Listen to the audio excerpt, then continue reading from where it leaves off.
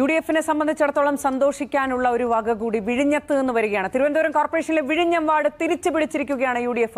83 വോട്ടിന് KH സുധീർ ഖാൻ വിജയിച്ചിരിക്കുകയാണ്. വിഴിഞ്ഞത്ത് ഏഞ്ചലാണ് വിവരങ്ങളുമായി ചേരുന്നത്. ഏഞ്ചൽ, വലിയ ആകാംക്ഷയുണ്ടായിരുന്നു വിഴിഞ്ഞത്ത് എന്ത് സംഭവിക്കുമെന്നുള്ളത്. LDF-ൽ നിന്ന് പിടിച്ചെടുത്തിരിക്കുകയാണ് UDF. വിവരങ്ങൾ എങ്ങനെയാണ്?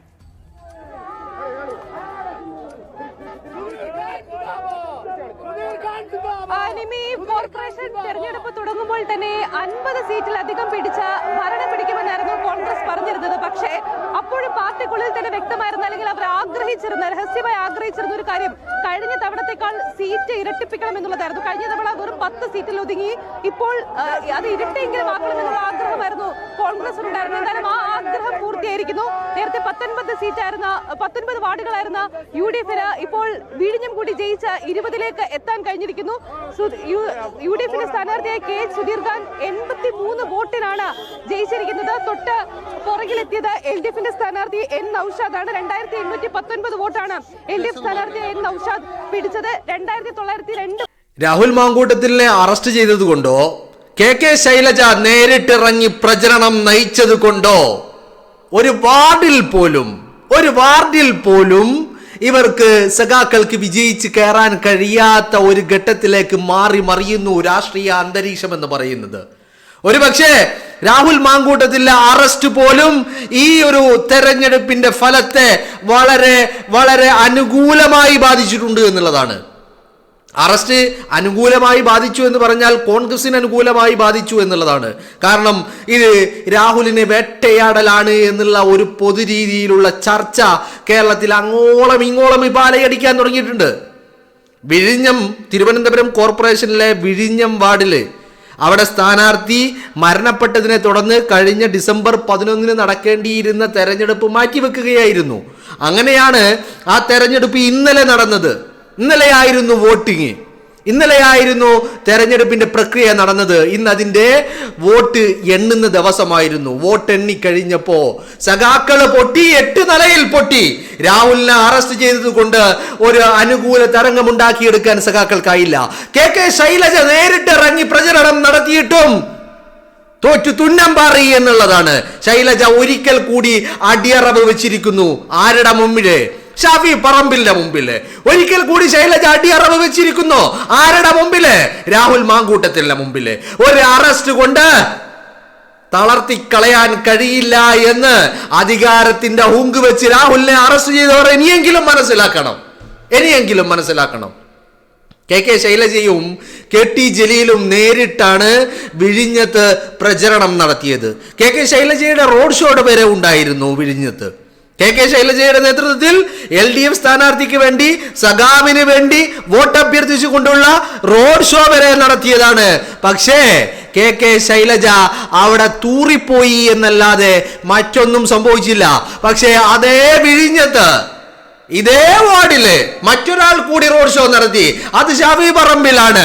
ഏത് ഷാഫി പറമ്പിൽ എന്ന് നിങ്ങൾ ചോദിച്ചാൽ വടകരയിൽ 1,14,506 വോട്ടിന് KK ശൈലജയെ അടിച്ച് നിലംപരിശാക്കിയ ഷാഫി പറമ്പില്. ആ ഷാഫി പറമ്പില് വിഴിഞ്ഞത്ത് റോഡ് ഷോ നടത്തിയിരുന്നു. ആ റോഡ് ഷോയുടെ ഒരു പ്രതിഫലനമാണ് നമ്മൾ കണ്ടത്. 83 വോട്ടിന് കഴിഞ്ഞ 2 തവണയായി 10 വർഷമായി LDF-ന്റെ സ്ഥാനാർത്ഥി വിജയിച്ചു കൊണ്ടിരുന്ന ഈ വിഴിഞ്ഞം വാർഡിൽ UDF-ന്റെ സുധീർ ഖാൻ വിജയിച്ച് കയറിയിരിക്കുന്നു എന്നുള്ളതാണ്. തിരിച്ചടികളാണ്, നിരന്തരമായ തിരിച്ചടികൾ. എന്തുകൊണ്ടും സഖാക്കൾ ഇറക്കുന്ന ഓരോന്നിനെയും സഖാക്കൾ പ്രതിസന്ധികളെ തരണം ചെയ്യാൻ ഇറക്കുന്ന ഓരോന്നിനെയും ജനം അതിനുള്ള മറുപടി അപ്പോ കൊടുത്തുകൊണ്ടിരിക്കുകയാ. രാഹുൽ മാങ്കൂട്ടത്തിലെ അറസ്റ്റ് ചെയ്തു.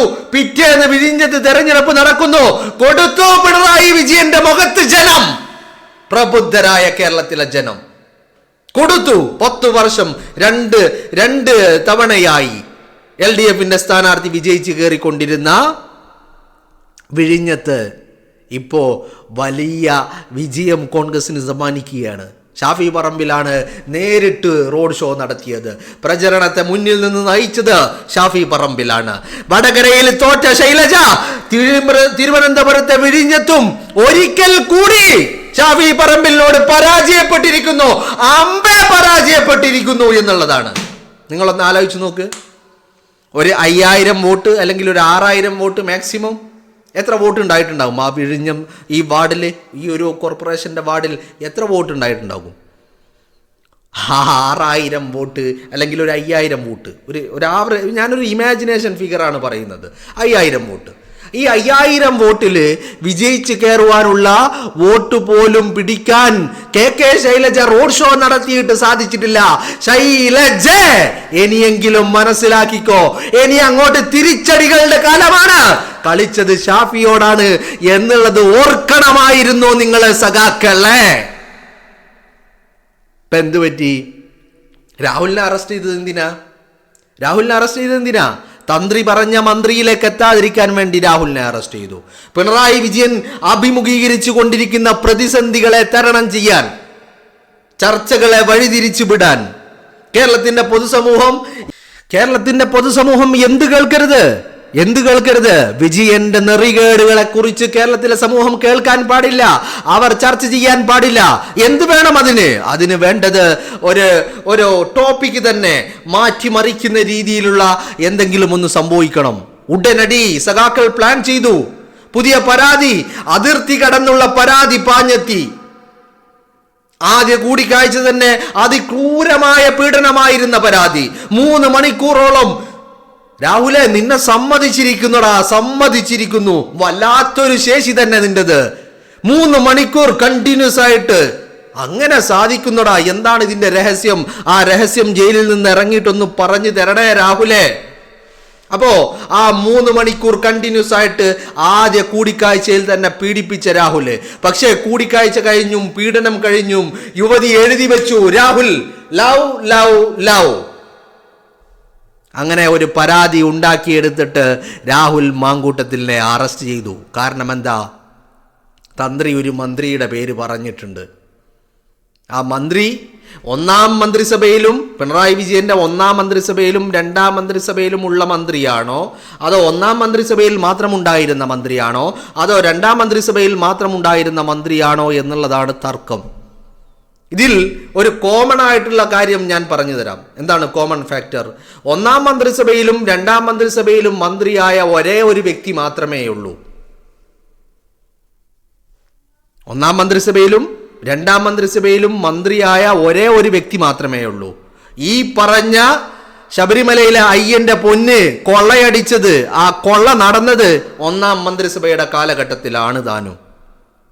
അപ്പോ ആരാണ് ആ മന്ത്രി? തന്ത്രി പറഞ്ഞ മന്ത്രി. ആ മന്ത്രിയുടെ കഴുത്തിന് ചുറ്റും അന്വേഷണ ഉദ്യോഗസ്ഥരുടെ കരങ്ങൾ എത്തിയതാണ്.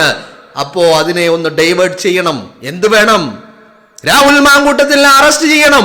അറസ്റ്റ് ചെയ്തു, തൂക്കിയെടുത്ത് അകത്തിട്ടു. പക്ഷേ സഖാക്കൾ കണക്ക് പൂട്ടിയതുപോലെയല്ല കാര്യങ്ങൾ മുന്നോട്ട് പോകുന്നത്. കേരളത്തിന്റെ ജനത ഒന്നടങ്കം രാഹുലിന് വേണ്ടി സംസാരിക്കാനും ശബ്ദം ഉയർത്താനും തുടങ്ങിയിരിക്കുന്നു എന്നുള്ളതാണ് മനസ്സിലാക്കാൻ കഴിയുന്നത്. രാഹുൽ മാങ്കൂട്ടത്തിലെ അറസ്റ്റ് ചെയ്തതുകൊണ്ട് വിഴിഞ്ഞത്തെ ഒരു വാർഡിൽ പോലും വിജയിച്ച് കയറാൻ സഖാക്കൾക്ക് കഴിയുന്നില്ല. കെ ശൈലജ നേരിട്ടിറങ്ങി പ്രചരണങ്ങൾക്ക് നേതൃത്വം കൊടുത്തിട്ടും അമ്പേ പരാജയപ്പെട്ടു. കെ ശൈലജ അത് ഭൂലോക തോൽവിയാണ്.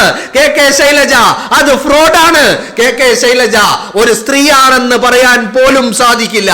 അത്രമാത്രം ഒരു കാപട്യക്കാരിയാണ് ഈ കെ ശൈലജ എന്ന് പറയുന്നത്. ജനങ്ങൾ ഇതൊക്കെ ഇപ്പൊ തിരിച്ചറിയാൻ തുടങ്ങി.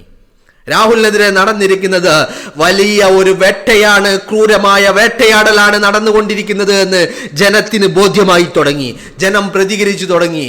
അപ്പോ രാഹുലിനെ വേട്ടയാടി അകത്തിട്ടപ്പോ ജനം കരുതി വിജയന്റെ ചെവളക്കുറ്റി നോക്കിയിട്ട് അടിക്കണമെന്ന്. അടിച്ചു. പിണറായി വിജയന്റെ കൺമുന്നിൽ വിഴിഞ്ഞത്ത്, ക്ലിഫ് ഹൗസിന് തൊട്ടു മുന്നില് വിഴിഞ്ഞത്ത് കൊടുത്തു അടി. കരണക്കുറ്റി പുകക്കുന്ന അടി ജനം അടിച്ചിരിക്കുന്നു. കെ ശൈലജ നേതൃത്വം കൊടുത്തിട്ടും 8 നിലയിൽ പൊട്ടി സഖാക്കള് എന്നുള്ളതാണ് അതിന്റെ യാഥാർത്ഥ്യം എന്ന് പറയുന്നത്. കോൺഗ്രസിനെ സംബന്ധിച്ചിടത്തോളം വലിയ ആത്മവിശ്വാസത്തിന്റെ, വലിയ സന്തോഷത്തിന്റെ, ആഹ്ലാദത്തിന്റെ നിമിഷങ്ങളിലേക്കാണ് കടന്നു പോയിക്കൊണ്ടിരിക്കുന്നത്.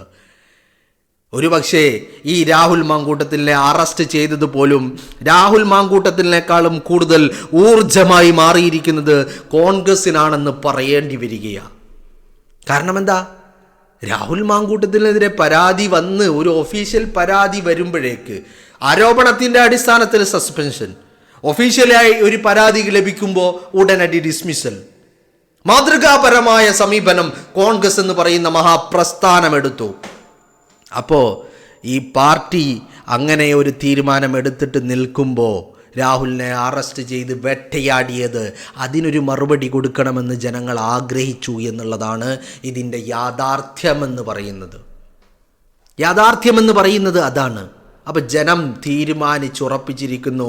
വിജയ 2026 നിയമസഭാ തെരഞ്ഞെടുപ്പിന്റെ ഫലം എണ്ണുന്ന ദിവസം അന്ന് ജനം കത്തിക്കും. പിണറായി വിജയന്റെ മൂട്ടിന് തീ കൊടുക്കുന്ന ദിവസമായിരിക്കും എന്നുള്ളതാ. എത്രയൊക്കെ വർഗീയത തുപ്പിക്കൊണ്ട് രാഹുൽ മാങ്കൂട്ടത്തിലിനെ അറസ്റ്റ് ചെയ്തുകൊണ്ട് ഇസ്ലാമോഫോബിയ പടർത്തി പന്തലിപ്പിച്ചിട്ട് AK ബാലന്റെ മൂട് താങ്ങിയിട്ട് വെള്ളാപ്പള്ളി നടേശന് പാലൂട്ടിക്കൊണ്ട് വെള്ളാപ്പള്ളി നടേശനെ പാലൂട്ടിക്കൊണ്ട് അമ്പലക്കള്ളന്മാരെ, അയ്യന്റെ പൊന്നുകെട്ട കൊള്ളക്കാരെ, സഖാക്കൾ എന്ന കള്ളന്മാരെ കഞ്ഞി വെച്ച് കുടിപ്പിച്ചിട്ടും പിണറായി വിജയൻ അധികാരത്തിലേക്ക് എത്താൻ പല ശ്രമങ്ങൾ നടത്തുന്നുണ്ടെങ്കിൽ വിജയ, ഇതൊരു താക്കീതാണ്. നിന്നെ ഈ ജനം എടുത്ത് വേസ്റ്റിലേക്ക് എറിയും, മാലിന്യ കൂമ്പാരത്തിലേക്ക് എറിയുമെന്നുള്ളതിന്റെ താക്കീത്.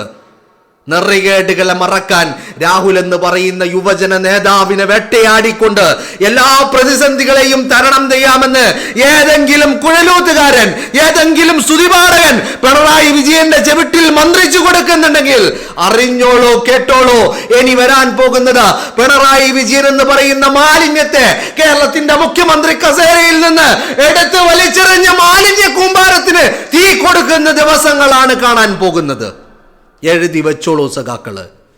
രാഹുലിനെ വേട്ടയാടിക്കൊണ്ട്, രാഹുലിനെ പച്ചക്ക് കുത്തി തിന്നുകൊണ്ട്, അയാളുടെ പച്ച ഇറച്ചി തിന്നുകൊണ്ട് അധികാരത്തിൽ തുടരാമെന്ന് വിജയൻ വ്യാമോഹിക്കുന്നുണ്ടെങ്കിൽ വിജയായി വിഴിഞ്ഞത്തെ തെരഞ്ഞെടുപ്പ് ഫലം പോലും അതിനുള്ള താക്കീതാണെന്ന് മനസ്സിലാക്കാനുള്ള ബുദ്ധി അത് വിജയൻ ഉണ്ടാവണമെന്നേ പറയാനുള്ളൂ.